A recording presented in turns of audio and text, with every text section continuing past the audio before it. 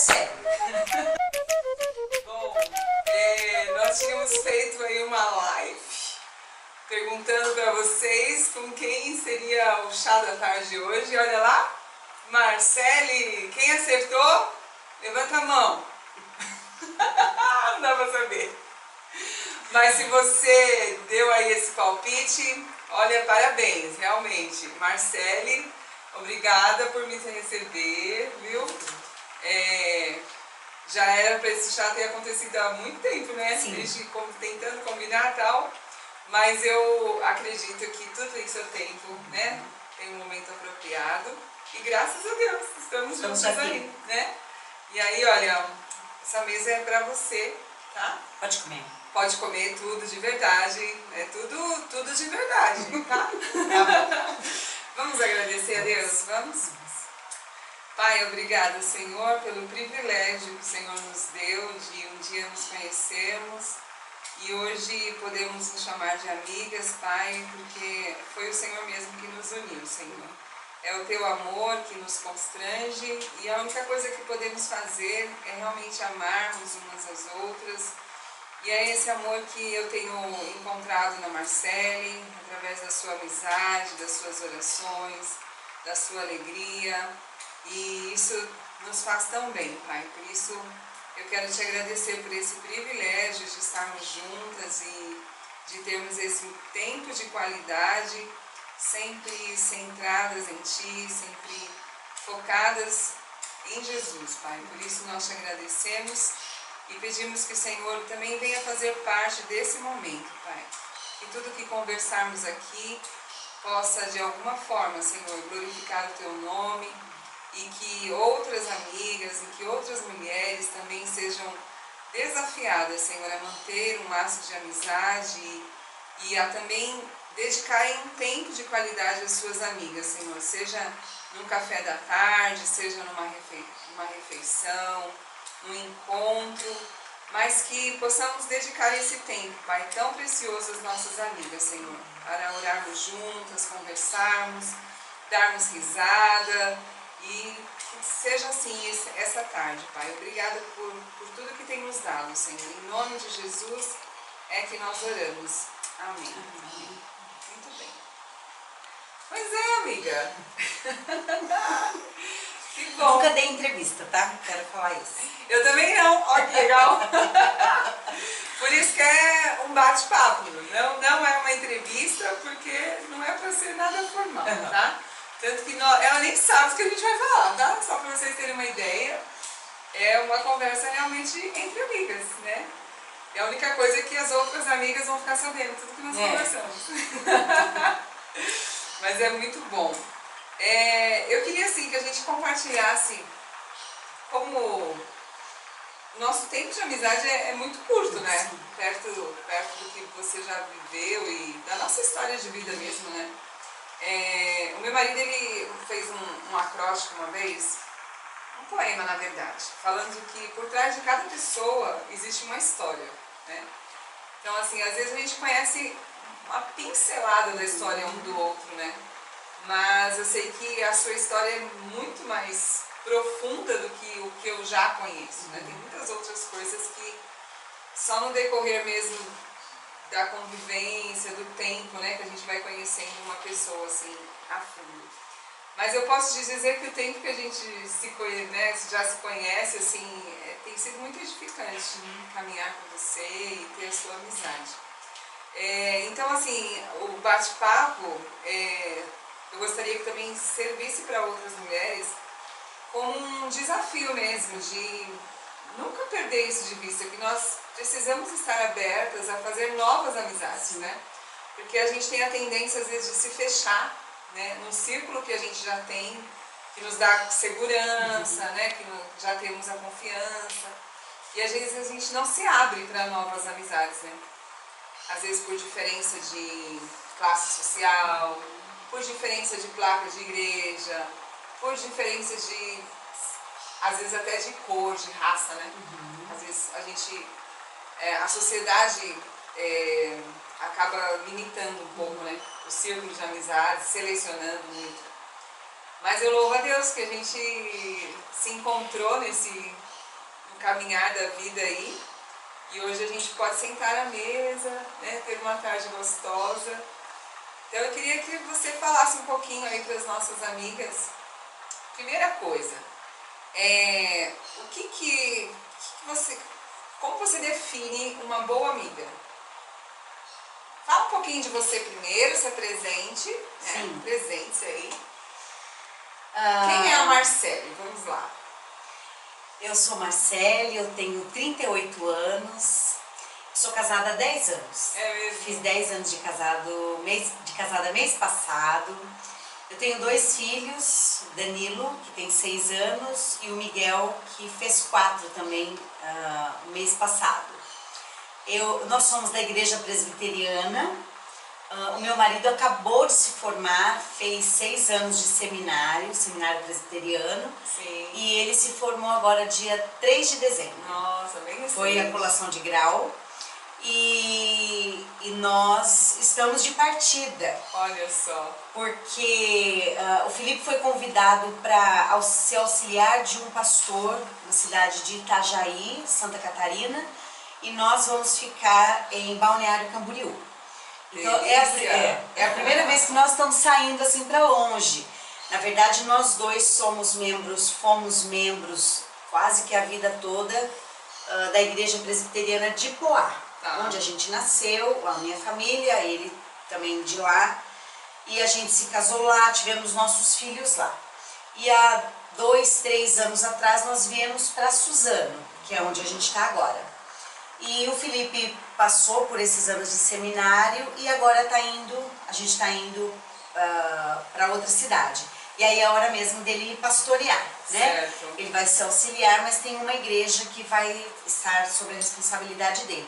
É a primeira vez que a gente está saindo, é a primeira vez que eu vou ficar longe da minha família, dos meus irmãos, da minha mãe, dos amigos, né? E nós somos em 4. Eu, Felipe e os 2 meninos. E a gente está animado por essa viagem, sabendo que Deus que nos mandou para lá. Fácil não é. Um monte de gente me pergunta se eu sempre pensei que eu iria para longe. No começo eu acho que eu nunca imaginei que eu ia para longe, eu achei que eu ia ficar sempre perto. Mas quis Deus que a primeira igreja fosse assim para longe, e a gente está super animado, com vontade de trabalhar, de servir, né, de conhecer outros irmãos. Sim. E isso vai acontecer agora em janeiro. Eu tenho muitas amigas. É mesmo? E assim, eu há poucos anos descobri que amizade não é tão fácil. A gente acha que ser amigo é simples, né? É bater um papo, é tomar um café, eu vou na sua casa, você vai na minha. Mas amiga mesmo, é um pouco mais complexo. Eu acho que exige um pouco de caminhada. Sim. Exige um pouco mais de intimidade, precisa de tempo. A gente se torna amiga pra valer. Isso. O primeiro passo, às vezes, é até o virtual, né? E dá certo. Dá certo. Dá certo. Mas a gente precisa de caminhar umas milhas juntas. Eu digo que eu tenho muitas, não no sentido de números, de grande, porque amigas mesmo a gente tem aquelas que são mais chegadas. Né? Então eu acho que a amizade mesmo, amiga, é aquela que é pra toda hora. A gente pode ter amizade de se encontrar de vez em quando, de estar na mesma igreja, de repente compartilhar alguma coisa na internet, ou a pessoa gosta dos seus filhos, ou a gente se encontra. Mas amiga mesmo é o dia a dia. É eu ter liberdade de contar algo da minha casa, você me ajudar, é você me corrigir, que é a parte mais difícil da amizade. Exortar um amigo. Uma correção, dizer que não tá bom, não tá certo, dizer, ó, eu errei, vamos corrigir. Eu acho que a amizade é isso. E é um pouco além do que simplesmente a passagem, o coleguismo. Certo. E Deus quer que a gente tenha amigas. Eu pus isso eu creio muito nisso. Deus quer amizades verdadeiras. Como filosofia de vida. Deus quer que a gente tenha amigas mesmo para caminhar. Porque a caminhada aqui não é fácil. Verdade. Sozinha é muito pior, mas com amigas chegadas mesmo, fica mais fácil. Bacana. Como solteiras, assim, eu não sei você, mas eu tenho amigas ainda da minha adolescência. É claro que a gente não tem mais o mesmo contato que tínhamos antes, mas eu lembro na adolescência, assim, fazíamos coisas na igreja juntas e essa amizade se perdurou até hoje, assim, né? E a gente mantém contato hoje, graças a Deus, que a gente ainda tem as redes sociais, né? Sim. Porque senão ia ser muito mais difícil. Eu não sei você, mas assim, eu percebo que quando a gente vai amadurecendo e a idade vai chegando e após o casamento, não sei, a gente vai tendo mais dificuldade de selecionar amigas ou não? Ou você acha que é com a mesma naturalidade que a gente... Como você vê amigas assim? Eu, por exemplo, tinha um grupo de solteira, nós éramos em 5, 6 talvez, 5. Tá. E nós crescíamos juntas, então uma dormia na casa da outra e ficava... A minha mãe cuidava das outras e a mãe das meninas cuidavam de mim e era assim. E eu fui a primeira a casar. Tá. Eu era a mais velha da turma. Eu fui a primeira a casar, eu fui a primeira a ter filhos e acabou que a gente se distanciou. E aí desse grupo, muito próxima de mim, eu tenho uma hoje, que a gente acabou ficando na mesma igreja. E aí hoje nós caminhamos juntas mesmo, juntas assim do dia a dia. As outras nós temos amizade, mas o fato de, por exemplo, eu ter me casado, as outras casaram-se depois, a gente acaba realmente tendo outros assuntos. Sim. A gente participa de outras programações da igreja, a gente passa a ter outros interesses. Não estou dizendo que as amizades de solta é só quando é solteiro e depois quando é casado. Não, a gente leva a amizade para a vida toda.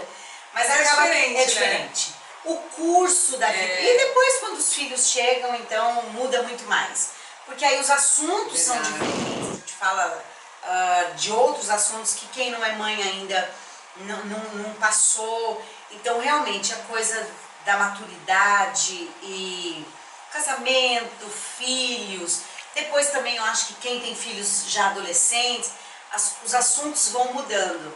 Mas as amizades que são verdadeiras, acho que a gente leva, a gente vai levando sim. Porque aí eu com a minha experiência ajudo quem vai passar por aquilo, a gente consegue levar sim. Mas o que muda. Seria legal assim as meninas saberem disso, as solteiras, sim. né? De como é importante aproveitar esse período da vida, né? Sim. Quando Eclesiastes fala que tudo tem um tempo, às vezes a gente não dá conta, né? E realmente, as amizades elas vão amadurecendo, mas acho que essa mais espontânea, essa mais divertida, acho que se dá mesmo na adolescência, né? Com mais intensidade. A gente não tem muita responsabilidade. Exato, eu lembro, tempo. Gente, eu lembro da gente juntas na casa de uma e da outra tarde. Quarta tarde, tomando sorvete, não tinha nada pra fazer, né? Era assim mesmo. E hoje em dia é difícil, né? Agora, na nossa fase, né? Já com filhos, marido, ministério, igreja, tudo, a gente tem um outro tipo de amizade, né? Mas não precisamos deixar de ter amigas, né? Não. De jeito nenhum. Tem em algum momento, assim, na sua vida, você pode perceber mais assim a presença das suas amigas, assim? Qual foi o momento que você mais sentiu o valor de uma amizade? Engraçado, né? Quando eu me casei, todas as minhas amigas foram minhas testemunhas. É mesmo? Todas. Então, madrinhas? Que legal. Foi um momento muito especial. E era um momento muito alegre. O meu namoro, ele teve um período conturbado, assim. Eu sou mais velha que o Felipe, não parece. Não parece, gente. Fala aí, não parece. Eu sou mais velha que o Felipe e criou assim, não foi tão bem aceito no começo. Tá. Mas eu não acho que foi errado, não. Foi uma situação mais complicada, que teve que ser trabalhado, mas Deus é tremendo. Que eu acabei ganhando, meu sogro e minha sogra são meus pais, a minha sogra é minha mãe. Hoje a gente, Deus nos uniu mesmo. Você teve paciência. É, eles também. Eles também. E aí o meu casamento foi muito especial, elas estavam lá. Mas 2 anos depois que eu me casei, eu engravidei pela primeira vez e nós tivemos o nosso primeiro filho. E ele nasceu prematuro, de 26 semanas. E eu me lembro assim, eu vejo assim direitinho o dia, ele ficou 15 dias vivo. Sério? Na UTI. E eu ia todo dia e voltava. E no 15º dia ele morreu. E então eu estava sozinha no hospital, nunca tinha ido sozinha, fui sozinha naquele dia, porque as notícias eram que o bebê estava melhorando. Então o Felipe voltou ao trabalho e eu quis ir sozinha. E quando eu cheguei lá, ele passou uns minutinhos e ele morreu. E aí eu liguei pro Felipe e foi assim, liguei pro Felipe, liguei pra minha mãe e logo em seguida liguei pra Michele, que era uma das minhas amigas. E aí a notícia espalhou e logo elas estavam lá. E eu me lembro assim que elas foram suporte mesmo, elas choravam comigo e não era só emoção de chorar porque alguém está chorando e todo mundo chora. Não, elas tiram a sua dor. Foi. E aí eu lembro que eu sentada num banco e esperando, e aí eu olhei do lado de fora a porta de vidro e uma amiga minha vindo e ela não conseguia chegar à porta. Ela vinha até a metade do caminho, voltava, chorava, vinha até a metade do caminho e ela fez isso umas 3 vezes, depois ela conseguiu vir.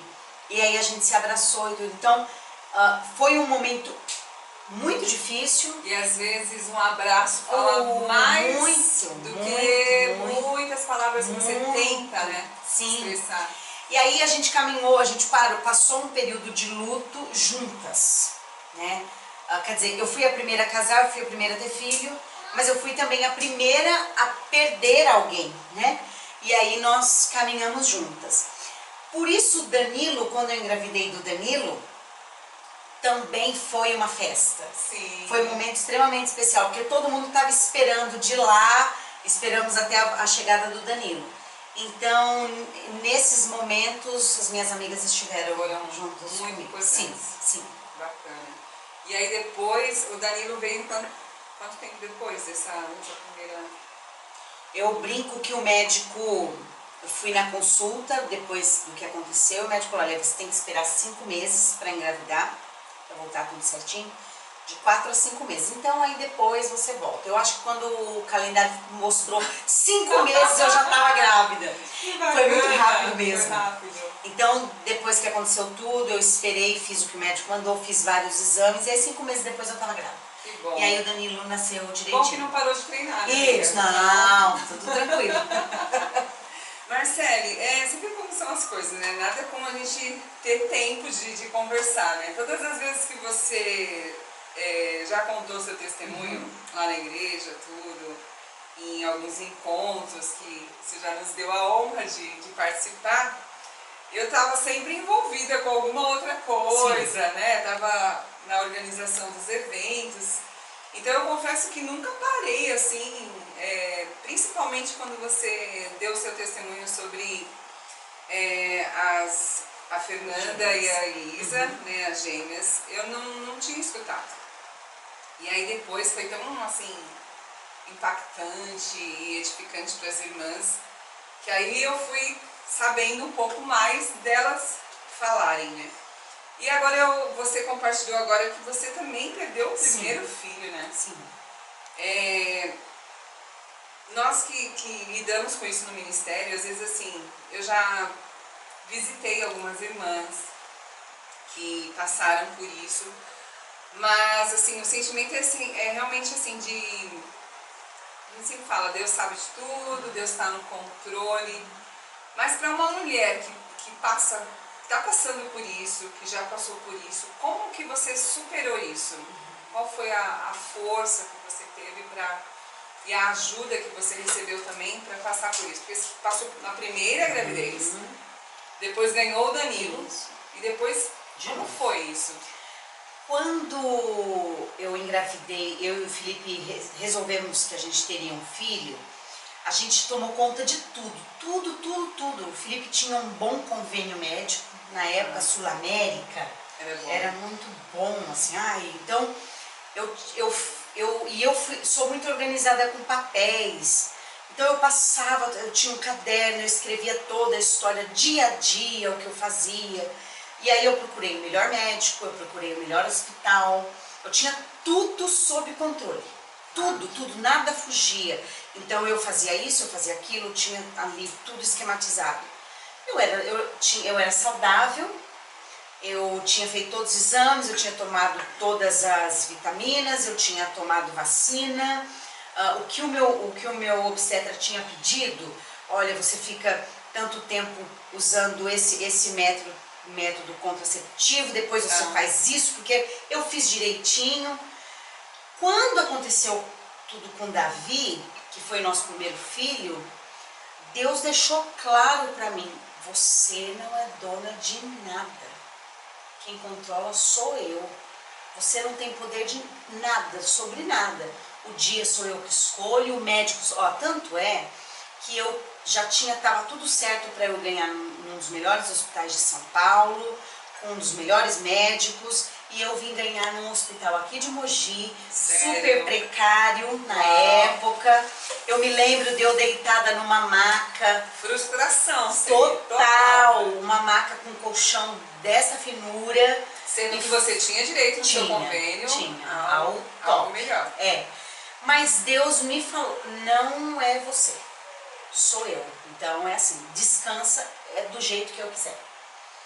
E eu aceitei, eu não vi como um castigo. Olha, eu vi como uma correção de um pai amoroso. Não é você, sou eu.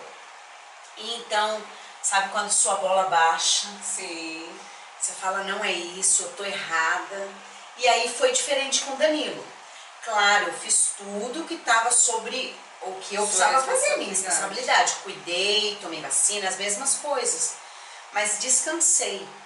E o Danilo, quando eu fiz 30 semanas, ele também já estava quase nascendo. O médico foi fazer um exame de toque e já estava sentindo o cabelinho dele. Aí eu fiquei de repouso e consegui levar aí mais 7 semanas e depois o Danilo nasceu. E depois as gêmeas. Mesma coisa que aconteceu na primeira gestação, a mesma coisa, o mesmo tempo, 26 semanas. Elas resolveram nascer e estava tudo bem, não tinha nada, tudo tranquilo. E elas nasceram. Com 26 semanas? Com 26 semanas, muito pequenas e tudo. E aí, eu tinha 2. Uma semana depois, uma morreu. E aí eu tinha na minha cabeça, não é possível. Deus está de brincadeira. Ele me deu 2, ok. Ele tirou uma, ok, Senhor, já aprendi, ok, tô aqui. Ele não vai me levar 2. Porque se fosse uma só, que já tinha acabado a história, mas eu tenho 2. E ele me levou as 2. A Fernanda ficou 8 meses. Nunca veio para casa. Nós ficamos 8 meses no hospital com ela. E eu tinha plena consciência de que eu não podia fazer nada. Então... Mas as expectativas... Sim, eu tinha esperança, eu pedia para Deus fazer o que Ele quisesse, mas... Veja, eu nunca chorei dentro do hospital. Nunca, nem eu nem o Felipe. A gente entrava, as meninas abriam a porta, era todo dia o mesmo ritual e a gente ia lá. Tinha dia que ela estava mal, tinha dia que ela estava muito mal.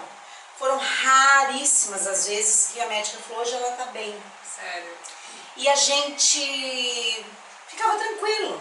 Claro, não estou dizendo que eu sou super mulher. Eu ficava triste, eu não queria ver aquela situação. Sim. Tinha vezes que eu chegava, a cabecinha dela estava raspada, porque precisava pegar uma veinha aqui na cabeça, porque o resto já estava tudo estourado. E o menino era pequenininho. Pequeno. E aí às vezes não tinha com quem deixá-lo para ir para o hospital, ele ia junto com a gente, aí eu entrava, eles ficavam na sala de espera, e depois, então muito difícil. Mas na segunda gestação, nessa das meninas, a segunda perda, a gente sabia, a gente já estava calejado lá, experiente. Não, a gente só pode orar. Não adianta a gente chorar, gritar, espernear, cair aqui, a gente tem que esperar. Por isso a gente não chorava. A gente ia juntos e ficávamos perto da incubadora, a gente chorava, orava e a gente ficava firme, um do lado, outro, conversávamos com ela, cantávamos e depois vínhamos embora e esperando. Então, se você me perguntar, por que você acha que Deus, o que Deus te ensinou? Então Sim. lá no primeiro, me ensinou a depender dele. E aqui no segundo caso, se você me perguntar, se você lembrar, vou falar de nós duas, Sim. por que a gente se conheceu? Porque lá atrás, quando a Carol me indicou para falar para as mulheres de Cumbica, foi porque eu tinha acabado de passar por essa situação. Sério? Então ela disse, se você não tem algo para falar, vai ser sobre gratidão. Nossa, até arrepio agora. Você não teria... Tinha sido bem... Eu nunca tinha dado palestra. Sério? É. Gente! Foi a minha primeira vez lá em Cumbica, Uau. em novembro. E eu fui e resolvi falar, Compartilhar. E assim, seria muito mais fácil você se fechar, Sim. né? Tornar uma mulher amargurada. Ou ficar chorando. Exato. Então, o que eu entendi dessa segunda gestação? E pode parecer loucura, mas loucura para os homens, poder de Deus, né? Exato. Pode parecer loucura. Para mim, Deus fez isso com essa gestação para que o nome dele fosse exaltado. Sim. Então, eu fui lá em Cumbica, e aí de Cumbica eu conheci uma outra igreja, e aí eu conheci a outra, pediram para eu falar aqui, e o nome do Senhor foi proclamado através do seu sofrimento. testemunho, né? Então, Cristo foi exaltado. Verdade. Poxa, mas ele podia ter sido exaltado de outras formas, podia, mas ele quis dessa forma. Eu sofri muito, muito. Só o seu travesseiro muito. Sabe, né? Quantas lágrimas. Eu, Felipe, minha Sim. família, os amigos, a gente sofreu muito. Mas hoje eu enxergo o plano. Quantas pessoas ouviram falar de Deus Verdade. através da Fernanda e da Elisa? Então, hoje eu sei que foi para isso que Deus fez. Sim. Então, se a gente pudesse deixar aí uma mensagem para essas mulheres que passaram por isso. Não é fácil, mas uma das coisas que eu aprendi é não ter falsa esperança. Veja, eu fiquei no hospital 8 meses. Sim. O que eu ouvi de história, então muita gente falava, olha, o filho do meu vizinho, aconteceu a mesma coisa. Nasceu com 20 e poucas semanas, era desse tamanho, mas hoje está um homem de 30 anos, ele casou, ele teve filhos, aí eu ouvia. Aí vinha uma outra pessoa, olha aqui, ó, eu trouxe a minha filha para você ver e tal. Eu aprendi que Deus faz individualmente. Verdade. Por que Deus não curou minhas filhas? Mas curou Ele continuou outras. mesmo. Então ele fez outras coisas e ele não fez com as minhas, porque a vontade dele foi essa. Então, uma das coisas que eu digo assim, primeiro, creia no poder do Senhor. Ele faz por mim com o mesmo amor que faz pela outra. Mas talvez a outra ele cure. A mim não. Mas ele continua sendo Deus. E eu devo exaltá-lo da mesma maneira. Então, uma das coisas, que a fé dessas mulheres estejam em Deus. E não em homens, em médicos, em falsas coisas. Né? Quantas vezes foram lá na minha casa ou até no hospital, levar alguma coisinha, falar que na igreja tal tinha uma oração tal. Campanha, isso, porque eu posso pôr o nome da Fernanda lá na campanha. E a fé tem que estar em Deus. E uma outra coisa é descansar, não é fácil, né? Mas descansar no Senhor.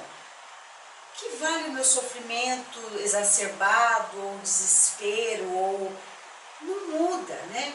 Então, assim, Deus, o curso que ele faz é a gente com alegria ir junto com o Senhor. Então, assim, não é fácil, mas uma das coisas que a gente tem que sempre lembrar é que Deus coloca pessoas especiais no nosso caminho. Verdade. Eu sempre tenho uma irmã que ajuda em oração, um abraço, uma palavra de conforto, não de positivismo, mas uma palavra realmente do Senhor. Tem que ler muito a Bíblia, tem que orar muito, tem que cantar, Senhor, né? E passar com alegria. Não Verdade. É fácil, mas Deus guia. Nós não estamos falando de negar a dor, né? Não. Mas estamos falando de passar por ela com Cristo, né? Sim, muitas mulheres lá do hospital, enfermeiras, no dia que Elisa morreu, que eu fui para o hospital, no dia seguinte, porque uma morreu, mas a outra estava lá e precisava de mim. E quando eu cheguei, que elas abriram a porta, estava eu lá com o Felipe, o sorriso, né? E a gente entrou e conversamos com a Fernanda, e a gente orou e tudo, e depois elas falaram, como que a gente fazia isso? Porque a nossa fé está firmada no Senhor, não é meu. Sim. Mas como que você consegue? Não consigo. Aí tem que falar, ainda não caiu a ficha, Isso, né? isso. Quando a Fernanda morreu, nós fizemos um culto. Na época nós tínhamos um pastor na igreja chamado Jonatas Abdias. E ele pediu pra gente falar o que a gente queria que fizesse no culto. Nós escolhemos os cânticos, ele deu a mensagem. E aí eu falei, pastor, eu não quero culto triste. Claro, a gente tinha um sentimento. Mas eu queria cantar, eu queria louvar o Senhor com alegria pelo que Ele cumpriu, né, em nossas vidas. E foi assim. Então, assim, não é fácil, mas a gente sabe em quem a gente crê. E Deus transforma realmente tristeza em alegria. Amém. Muito obrigada por compartilhar isso. Muito edificante.